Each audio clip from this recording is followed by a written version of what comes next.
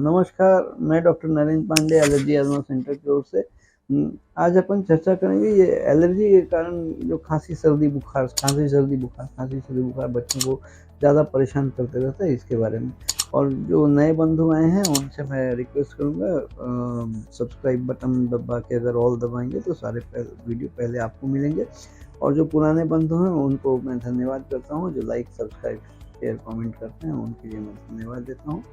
तो आज हम लोग जो चर्चा करने जा रहे हैं कि बड़ों में भी होता है, बच्चों में विशेषकर ज़्यादा ये होता है। बच्चों में अचानक सर्दी खांसी होने लगता है, बुखार आने लगता है, सर्दी खांसी सर्द बुखार, और ये सिलसिला चलते रहता है। हर 15-20 दिन बाद बच्चा बीमार है, हर 15-20 दिन बाद सर्दी खांसी हो गया, बुखार हो गया।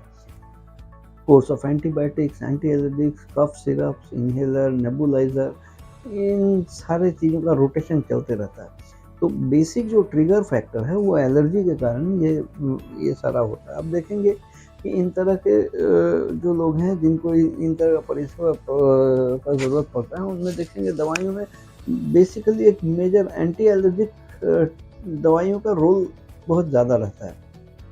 एंटी एलर्जिक दवाइयाँ जब भी इस तरह का एपिसोड होता है तो एंटी एलर्जिक से रहता ही रहता है।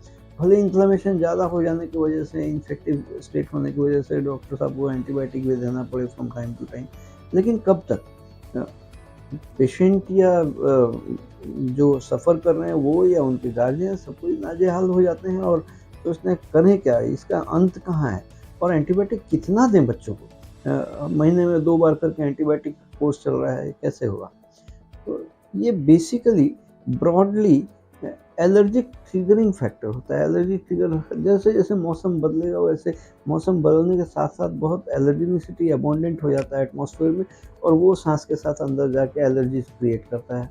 तो अपने ज़रूरत है उसको खोज के निकालना कि किन किन चीज़ों से एलर्जी हो रहा है, कौन कौन सा ट्रिगरिंग फैक्टर है जिसकी वजह से और कितना परिमाण में एलर्जी कर रहा है, वो खोज के अगर निकाला जाए, उसका स्पेसिफिक ट्रीटमेंट किया जाए तो ये कंप्लीट रेमिशन होने का चांसेस होता है। उसके लिए हाथ में वर्ल्ड एलर्जी ऑर्गेनाइजेशन या वर्ल्ड हेल्थ ऑर्गेनाइजेशन की ओर से बोला हुआ modified synthetic test gold standard of allergy testing होता है। चमड़े में एलर्जी टेस्ट करके पहचान करना कि कौन कौन सा एलर्जन कितना एलर्जिक है, और वो पहचान हो जाने के बाद specific immunotherapy vaccine, allergen extract immunotherapy vaccine देके बॉडी में जिन जिन चीज़ों से एलर्जी ट्रिगर फैक्टर हो रहा है उनके अगेंस्ट में बॉडी में इम्यूनिटी डेवलप करा देने से बॉडी जब इम्यून हो जाएगा, स्ट्रांग हो जाएगा उसके खिलाफ, तो ये एलर्जिक ट्रिगर फैक्टर आपके ऊपर हावी नहीं हो पाएगा और आपका क्वालिटी ऑफ लाइफ और लाइफ नॉर्मल लाइफस्टाइल में आप आना संभव है।